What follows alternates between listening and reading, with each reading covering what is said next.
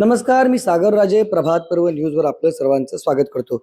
वावंजे पंचायत समितीमधून शिवाजी सांगडे हे अपक्ष निवडणूक लढवित आहेत आणि त्यांच्याशी आपल्याला आज संवाद साधायचा आहे. अर्ज दाखल करण्यापूर्वी देखील आपण त्यांच्याशी बोललो होतो. आज पुन्हा एकदा प्रचाराचा त्यांना कसा अनुभव येत आहे, प्रचारादरम्यान कोणते असे त्यांनी मुद्दे घेतलेले आहेत किंवा जनतेच्या कोणत्या समस्या त्यांनी जाणून घेतल्या, याविषयी आपल्याला त्यांच्याशी संवाद साधायचा आहे.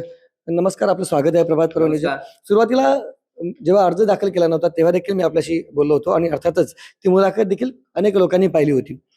आता प्रचार सुरू झालेला आहे, अगदी काही दिवसच राहिलेले आहेत. अशा वेळी प्रचारामध्ये कोणता अनुभव आला, किती लोकांपर्यंत तुम्ही पोहोचले, कोणते मुद्दे लोकांचे तुम्ही जाणून घेतले, याविषयी देखील एकदा आपल्याला संवाद साधायचा आहे. तर प्रचार कसा सुरू आहे मला अगोदर सांगा. प्रचार म्हणायचं तर माझ्या विभागातील प्रत्येक गावात मी आतापर्यंत पोहोचलोय आणि प्रत्येक शेवटच्या नागरिकापर्यंत मी पोहोचण्याचा प्रयत्न केलाय. प्रथम मी सुरुवात केली होती नितलज गावामधून, त्याच्यानंतर वावंजे गावामध्ये गेलो, त्याच्यानंतर खेरणे, कानपोली, वलप, पाले बुद्रुक, म्हणजे अशा प्रकारची गावे. आता शेवटचं गाव राहिले ते उद्याची आमची प्रचार रॅली कोलवडी गावामध्ये असेल. हा प्रचार बघा, प्रथम तर ही सुरुवात झाली एक अपक्ष उमेदवार आणि अपक्ष उमेदवार ज्यावेळी घोषणा करतो आपल्या उमेदवारीची, त्यावेळी त्याच्यासाठी हा मोठा एक संघर्ष असतो. त्याच्यानंतर नामनिर्देशन अर्ज, त्याच्यानंतर छाननीमध्ये एक अपक्ष उमेदवार एक एक या असतो, काय असतो, संकट असतो, काय असतो, आणि त्याच्या इज्जतीचा प्रश्न असतो. महत्वाचं काय असतो, जर छाननीमध्ये आपला अर्ज पास झाला तर काय, आपण काय म्हणतो की मी विकास करणार आहे माझ्या विभागाचा. जर छाननीमध्ये अर्ज आपला बाद होत असेल तर लोक शंका करणार की अरे हा छाननीमध्येच बाद होतो तर हा आपला विकास काय करणार. त्यासाठी पूर्वनियोजन असणं हे खूप महत्वाचं असतं. त्याच्यानंतर प्रवास होतो, छाननीमध्ये अर्ज वैध झाला, त्याच्यानंतर मग प्रवास असतो चिन्ह. आपल्यामध्ये आपल्याला जे चिन्ह मिळणार त्याच्यामध्ये जो काल असतो, त्या कालामध्ये हा उमेदवार जनतेसोबत किंवा मतदाराच्या समोर जाऊ शकत नाही. का जाऊ शकत नाही? कारण तो त्यांच्या समोर गेला आणि कदाचित राजकीय उलटफेर, बघा काही वर्षामध्ये आपण बघितलं राजकीय उलटफेर होतात, आणि मग अशा उलटफेर मग जनताने एखादा उलट प्रश्न विचारला की आपण जर माघार घेतली तर मग म्हणजे त्याच्या इथे सुद्धा इज्जतीवर त्याच्या लक्षात आला तुमचं म्हणणं काय, बऱ्याच वेळेला अपक्ष उमेदवार हे ते जिंकण्यासाठी नसून कुणाला तरी पाडण्यासाठी असाच आरोप होत असतो. आणि ही सगळी प्रक्रिया पार करून आपण आता उमेदवार म्हणून प्रचार देखील सुरू केलेला आहे. पण मला सांगा, आता प्रचार करत असताना कोणत्या गोष्टी तुम्हाला जाणवल्या, म्हणजे लोकांचा प्रतिसाद कसा होता मला सांगा. आता मागील प्रथम तर मी ह्या मतदार क्षेत्रामध्ये जवळपास प्रत्येक गावामध्ये गेलो, तर या गावामध्ये आता मी म्हटलं का मी अपक्ष आहे आणि अपक्ष असल्यामुळे तर मला भीती होती. आम्हाला आमच्या कार्यासोबत जाऊन तिकडे त्यांच्याकडे प्रचार कर याची भीती होती. परंतु ज्यावेळी आम्ही प्रत्येक गावामध्ये जाऊन बघितलं, जे गावातील मतदार होते त्यांचा रिस्पॉन्स बघितला, त्यावेळी आम्हाला चांगलं वाटलं की आपल्या मतदार क्षेत्रातील लोक हे खूप चांगले आहेत. त्यांच्यामध्ये आपल्याबद्दल कुठलीही भावना नाहीये आणि जी वागणूक मिळाली ही खूप चांगली मिळाली. कारण प्रत्येक मतदार, याच्यामध्ये एकही मतदार असा मिळाला नाही की आम्ही गेल्यानंतर त्यांच्या चेहऱ्यावर हसू नाहीये. प्रत्येकाने चांगल्या प्रकारे रिस्पॉन्स दिला, या नाश्ता करा, बसा, म्हणजे हे कुठेतरी अपक्ष उमेदवार म्हणून अगोदर तुम्ही पोहोचले होते या व्हिडिओच्या माध्यमातून. येस, अपक्ष उमेदवार जरी आम्ही पोहोचलो असलो तरी आमच्यामध्ये कुठेतरी एक मनामध्ये भीती असेल, कारण आमच्याकडे पक्ष नाही, आमच्याकडे माणसं नाही, आमची जोडणी नाही. आणि ह्यामध्ये ज्यावेळी हा रिस्पॉन्स मिळाला त्यावेळी खूप चांगलं मिळालं. परंतु एक गोष्ट महत्वाची आहे की ज्यावेळी आम्ही एक अपक्ष उमेदवार ह्या विभागामध्ये प्रचारच्या दरम्यान फिरलो, त्यावेळी आम्हाला प्रत्यक्ष काय त्या ऍक्च्युली वस्तुस्थिती काय हे पाहायला मिळेल, तिकडे समस्या काय हे पाहिलं. आता आम्ही सुरुवात केली त्यावेळी महत्वाचं काय जाणवलं आम्हाला की गावामध्ये लोकसंख्या वाढ होत आहे आणि लोकसंख्या वाढीमुळे प्रश्नचिन्ह निर्माण होतो की गरजेपोटी घरे जी गावठाणाच्या बाहेर बांधली, काही घरे आहेत ती वन विभागाच्या जमिनीवर आहेत, काही सरकारी जमिनीमध्ये आहेत. म्हणजे हा प्रश्न आहे, जर वन विभागाच्या जमिनीवर आहेत, गावठाणाच्या बाहेर, मग येणाऱ्या कालामध्ये नैनासारखे विशेष प्रकल्प येणार, त्यावेळी गावठाण विस्तार नसेल तर या घरांना खूप मोठी समस्या निर्माण होणार आहे आणि याचा अंदाज आम्हाला इथे लागलाय. म्हणजे आता महत्वाचं काय, गावठाण विस्तार होणं हे गरजेचं आहे, हे महत्वाचं आहे. त्याच्यानंतर आम्ही बघितलंय पिण्याच्या पाण्याची समस्या. प्रत्येक गावामध्ये बघितलं की जल जीवन मिशन योजनेअंतर्गत कामं झाली आहेत, टाक्या बांधल्या आहेत, पाईपलाईन गेली, पण पाणी राहिला कुठे. मग याची विकास करणं म्हणजे काय, कामं आणणं, जिल्हा परिषद करणं कामं आणणं, पंचायत सरपंच कामं करणं म्हणजे विकास आहे का? नाही. तर तो विकास म्हणजे काय, जोपर्यंत प्रत्येक माणसाच्या घरामध्ये नळाला पाणी येत नाही तोपर्यंत विकास पूर्ण होत नाही. विकास पूर्ण करायचा असेल तर होणारे प्रत्येक कामामध्ये शेवटच्या क्षणापर्यंत, जेव्हा शेवटचा घटक आहे त्याच्यापर्यंत जी गोष्टी विकास, ज्या गोष्टी करत आहोत त्यावेळी पोहोचणार. पाणी आलं म्हणजे विकास झाला, कारण नळाचा उद्देश रिकाम्या टाक्या नको तुमचं म्हणणं. टाक्या बांधणं आणि नळ करणं हे काय झालं, एक धंदा झाला. हा धंदा झाला राजकीय, आपण म्हणू शकतो जे कॉन्ट्रॅक्टर असतात, ठेकेदार असतात, त्यांचा हा धंदा झाला. पण जनतेला काय मिळालं, जनता जर एक माणूस वर्षाला जर 10 ते 15 हजार रुपये कर देत असेल आणि त्याला जर 5 ते 6 हजार रुपये पण भेटत नसेल तर हा त्याच्यावर अन्याय आहे आणि या विरुद्ध आवाज कुठेतरी उठवला पाहिजे. आता ही मुद्दा नंबर 2 झाला. याच्यानंतर आम्ही बघते सांडपाण्याची व्यवस्था. प्रत्येक गावात गेलो, आता तुम्ही आता इथे पाहू शकता बघा सांडपाण्याची व्यवस्था काय. नाले कुठे बांधल्यात, गावाच्या पुढच्या इकडे नाले नाही सुरुवातीला आणि एंडिंगला नाही, मध्ये नाला. मग पाणी जाणार कुठे? तिकडे उंच भाग आणि मध्ये आहे तर खाल भाग. मग पाणी जाणार कुठे? आता या पाण्यामुळे काय झालं, मध्याचं कारण माझ्या बोरवेलचं पाणी स्वतः मी त्याचा बली आहे. बली मी पडलेला स्वतः आहे. माझ्या घरामध्ये पाणी येतो, त्या घरामध्ये पाणी अस्वच्छ पाणी, म्हणजे लहान मुले घरातली सर्व आरोग्याच्या समस्या निर्माण होणार. मग यासाठी जबाबदार कोण घेतो? नाल्याची कामं होतात, पैसे निघाले जातात, मग काय हे निधीचं काय? हे जाते कुठे निधी? यासाठी प्रत्येक जो बोलतो लोकप्रतिनिधी असतो हा जबाबदार असला पाहिजे आणि त्याची जबाबदारी घेतली पाहिजे. त्याच्यानंतर बघा म्हणजे ही प्रत्येक हे समस्या आम्हाला समजल्या, प्रत्येक विभागामध्ये आम्ही पुढे जात असताना या समस्या ऍक्च्युली तुमचं म्हणणं काय म्हणजे थोडक्यात तुम्हाला मला तर वाटतं असं सांगत आहे की मी अनेक म्हणजे मुलाखती घेतलेल्या आहेत सगळ्यांच्या जागोदर, सत्ताधारी असो विरोधक असो तुमच्यासारखे अपक्ष असो, सर्वांशी बोललो. म्हणजे विरोधकांचा मुद्दा आहे की समस्या आहे आणि सत्ताधाऱ्यांचं म्हणणं आहे की बाबा आम्ही कामं केलेली आहेत आणि तुम्ही मात्र या सगळ्याच्या विरोधात असता. ऍक्च्युली मी सर्वांच्या विरोधात नाहीये. मी विरोधात आहे का जिल्हा परिषदेकडनं फंड निघतो, निधी निघतो. हा निधी कोणाचा आहे? हा सामान्य माणसाचा निधी आहे, हा सामान्य करदात्याचा निधी आहे. मग त्या निधीचा पूर्णपणे योग्यरित्या वापर का होत नाहीये? हा निधी जातो कुठं? कामे होतात, मग ते कामाचा ज्यासाठी आपण नियोजन केले ती वस्तू भेटत का नाही? उदाहरणार्थ आपण म्हणतो पाण्यासाठी, पाणी का भेटत नाही? कारण आजपर्यंत 5 ते 6 वर्ष झाली प्रत्येक ठिकाणी ही समस्या. मग ते पाणी भेटत का नाही? म्हणजे हा माझा मुद्दा सरळ आहे, आरोपच आहे त्यांच्यावर, सत्ताधाऱ्यांवर, का पाणी का भेटत नाही याची जबाबदारी कोणाची?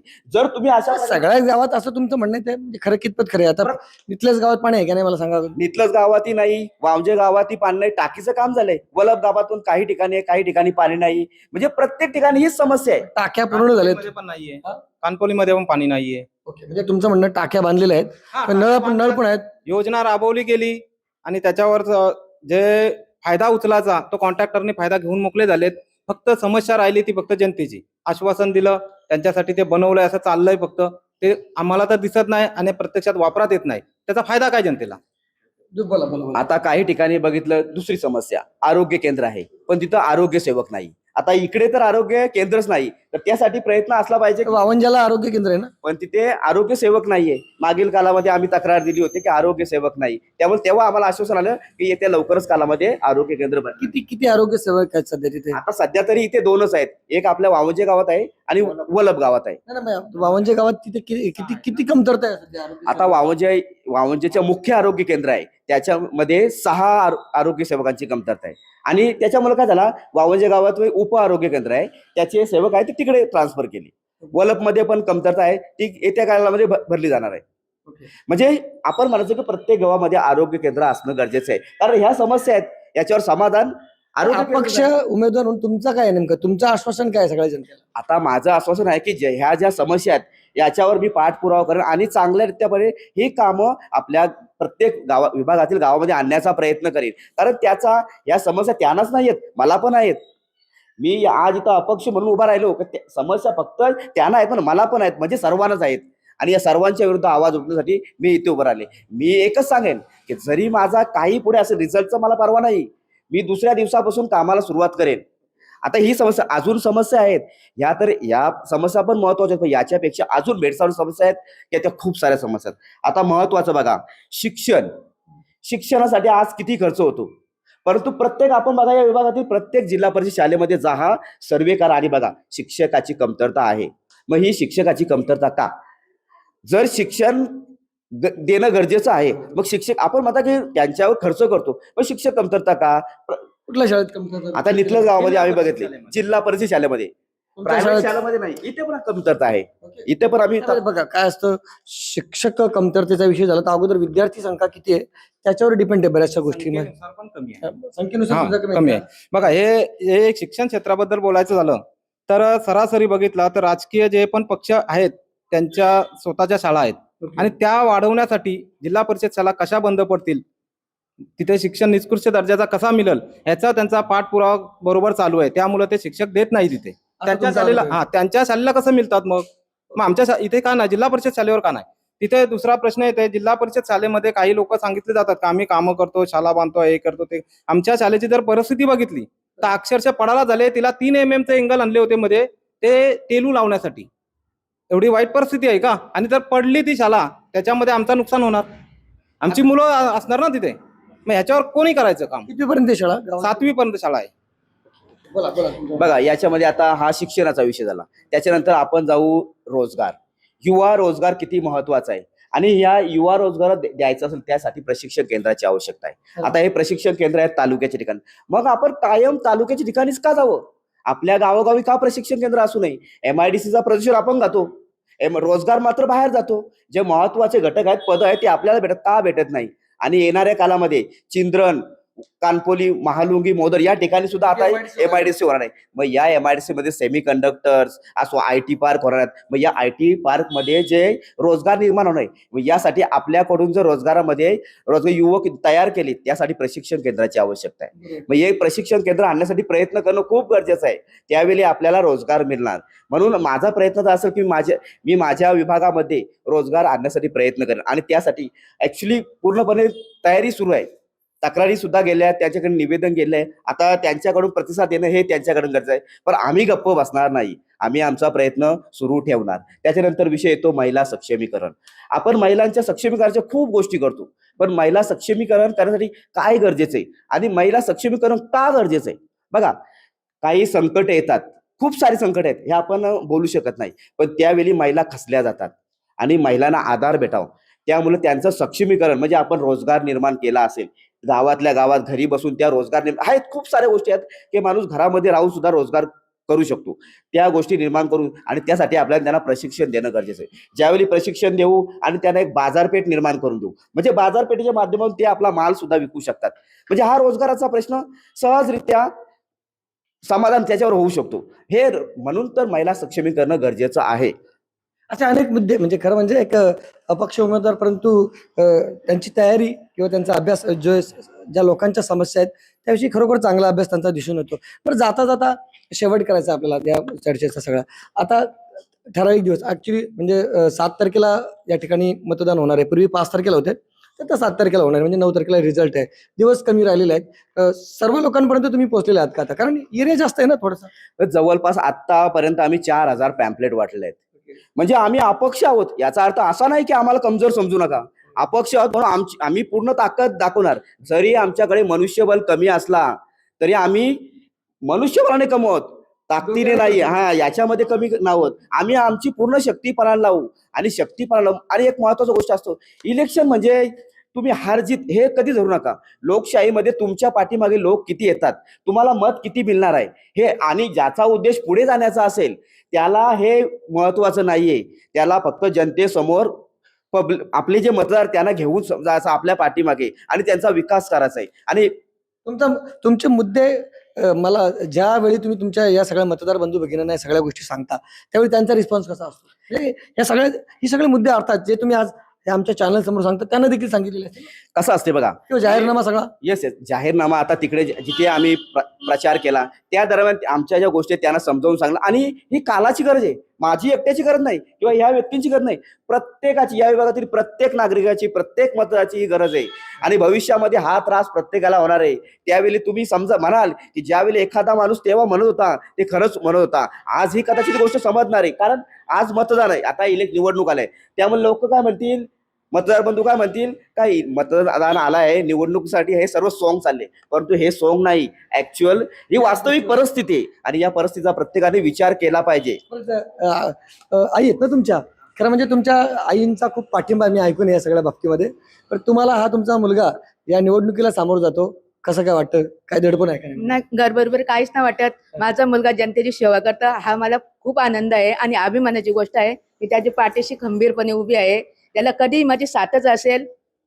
बोला बोला बोला. आणि एक महत्वाची गोष्ट मला त्यांच्याबद्दल बोलायची आहे का ते माझ्या सोबत असतात. याचा अर्थ असा नाही, त्यांनाही राजकारण समाजकारणाचा अनुभव आहे. 1998 साली त्या सुद्धा या गावामध्ये सदस्य राहिले, ग्रामपंचायत सदस्य राहिलेत आणि त्यावेळी त्यांना त्याचं सरपंच होण्याचं भाग्य सुद्धा लाभलं होतं. परंतु काय, त्यावेळी आपल्या वडीलधाऱ्या माणसांना आदर द्यावा, सन्मान द्यावा, त्यासाठी त्यांनी हे पद स्वीकारले नाही. आणि आपल्या त्यामुळे त्यांनाही याचा अनुभव नाही, चांगला त्यांना अनुभव आहे समाजाचा कारण सुद्धा. जाता जाता शेवटचाच म्हणजे तुम्हाला बोलायचं आहे का? ओके, बोला बोला. बघा याच्यामधून एवढंच चालतंय का शिक्षा या क्षेत्रावर राजकारणी किंवा राजकीय पक्ष एकही पक्ष त्या क्षेत्रावर बोलत नाही. कशामुळे बोलत नाही ते मला काय समजत नाही, कारण ती कालाची गरज आहे. शिक्षण महत्वाचं आहे, त्यांना काय महत्वाचं आहे ते त्यांना माहिती. आता आमच्या इथे एक कॉरिडॉर चाललाय, अलिबाग विरार कॉरिडॉर. तर त्या कॉरिडॉरच्या याच्यामध्ये आमच्या बाजूला ठाणे जिल्ह्यामध्ये सरसकट भाव आहे 22 लाखाचा, आणि इकडे पनवेलमध्ये वांजामध्ये 22 लाखाचा, वांजाला लागून असलेला याचा त्याला कमी आहे 10-12 लाखापर्यंत येते. मग हा 10 लाखाचा गॅप पडतोय. हा गॅप कशामुळे पडतोय आणि ते पैसे कोण खाते? आमचं माझं वैयक्तिक 8 कोटीचा नुकसान होत आहे वैयक्तिक पातळीवर. आता 4-4 कोटीची कामं केली, ती कोणाची केली? पैशातून शासनाचा पैसा म्हणजे कोणाचा पैसा? जनतेचा पैसा आहे. तुम्ही पर्सनल पैसा नाही येतो. मग त्या शासनाच्या पैशातनं तुम्ही कामं केलेत आणि तुम्ही स्वतःच्या नावानं सांगताय, आणि इथं माझ्या 8 कोटीचा काय होतोय? ओके ओके, बोला बोला बोला. आणि लोकप्रतिनिधी ज्यावेळी कार्य करत असतो त्यावेळी त्यासाठी लोकप्रतिनिधीला कर दिला जातो. कर म्हणजे एक प्रकारचा जनतेच्या करातून जो वेतन दिला जातो, हा जनतेच्या करातून दिला जातो. त्यांना भत्ते असतात, गाड्या असतो, बंगला असतो, शासकीय सुविधा असतात. म्हणजे लोकप्रतिनिधी हे कार्य करतो. हे कार्य करताना ते उपकार नसतात, तर ही जबाबदारी आहे, आणि त्या जबाबदारीसाठी त्यांना वेतन दिले जातो. म्हणजे लोकप्रतिनिधी केलेलं कार्य हे कुठल्याही पक्ष ज्यावेळी निवडणूक लढवतो त्या कालावधीमध्ये त्यांनी स्वतः त्यांच्या पक्षाने कामं केली असं म्हणू शकत नाही. आणि हे मॉडेल कोड ऑफ कंडक्ट इलेक्शनच्या आपण म्हणतो आचारसंहितेचा आदर्श आचारसंहिता पाहिजे, त्याचा हा भंग असतो. म्हणून प्रत्येक लोकप्रतिनिधी याचा विचार केला पाहिजे की आपण केलेले कार्य ही दया नसून ती आपली जबाबदारी आहे. आणि ठीक आहे बरं, परंतु शेवटी बघा हा मुद्दा आहे ना, जास्त चर्चेचा होईल.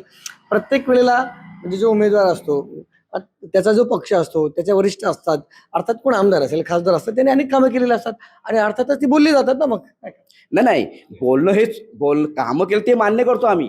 तुम्ही ते पक्षाच्या तुलना केलं नाही, तुम्ही हे जनतेच्या घरातून केलेले आहेत. तुम्ही तुमच्या पक्षाच्या थ्रोने केलं असेल तर तुम्ही म्हणतो आज मी कुठलं कार्य केलं माझ्या पैशातून केलं तर मी नक्कीच सांगेन, हक्काने सांगेन.